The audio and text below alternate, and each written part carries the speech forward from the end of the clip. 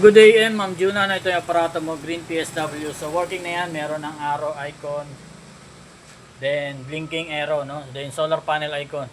So ibig sabihin na detect niya yung solar panel, then pag nagbi-blink, ibig sabihin na nagcha-charge yung solar o yung battery mo, nagcha-charge yung battery from solar panel, no? Then papunta sa controller, then sa battery. Okay. So yan na. Ang low voltage disconnect mo dito is 11.5, no? Then ang reconnection niya ay 1.5, so 13 ang reconnection. Ibig ko sabihin, kapag yung battery mo ay naging 11.5 dito, ganyan, naging 11, no? Mawawala yung LED red, mamamatay yung aparato mo, mawawalan ka ng kuryente. So ngayon naka-load yan ng 220 na flip fan. Siyempre pwede ilaw, mobile charging, walang problema, no? So ang reconnection niya is 13 volts dahil 1.5 plus yung 11.5 ay 13, no? Iilaw uli LED red, magkakakuryente ka uli dahil sina-charge mo yung solar panel mo o yung battery mo sa umaga, then papunta sa battery. So better 200 watt solar panel, then 108 ang battery, no?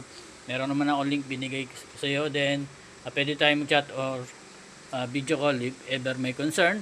Then siyempre para makuha mo yung 100 watts na per hour daytime maghapon, no? Yun nga, yung 200 watts sa solar panel ang magkakapareha o magkapares, no? Ang 100Ah tsaka yung 200 watts na solar panel. Yan. So ayan, naka live for setting na to, no? So better live for nga, yan, naka B3 yan. So anytime naman may question ka kung lead acid ang gagamitin mo, pwede mo chat or video call. Then itong isang electric fan ko, 50 watts, no? Saksak natin dito. Saksak natin, yan. Then dito natin lagay sa aparato mo, no? Yan. So dahil pure sine wave nga yung inverter mo, walang ugong sa mga electric fan, no? Pwede ka mag washing machine dito dahil 500 watts yung continuous nito. Ang surge is 1000 watts. Okay? So washing machine twin tab, walang problema. Daytime, no? At malakas ang battery mo, walang problema yon. So pwede mo i-chat or video call. Then ang gagawin natin, no, ay ibabalutin natin ito maya maya. So konting tutorial, pagpapatayin mo yung aparato mo, no? So katulad sa ibang kuryente natin sa bahay, no, tanggalin mo yung load, then patayin mo yung solar panel, no, mauna yung solar panel, mawawala yan, then yung inverter, then yung battery. So pagdating sa bahay mo, dating aparato mo ganito, no, so ikabit mo yung mga wire mo, ito solar panel, no, then sa battery cable, yan, yung clamp.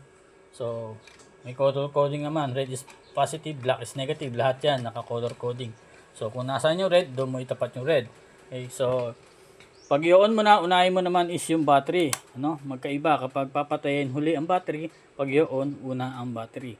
So naka-on na, so pwede ka mag-charging lang muna, pwedeng mamaya ka na mag-charge kung mahina yung battery mo, no?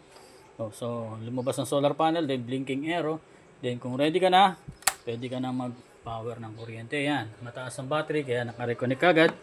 Mayroong power ang inverter, no? So yan, sakulin natin itong flip fan, no? Tsaka itong electric fan natin na 50 watts. Yan. So salamat ulit sa pagtitiwala, Ma'am Juna, no? So thank you, God bless.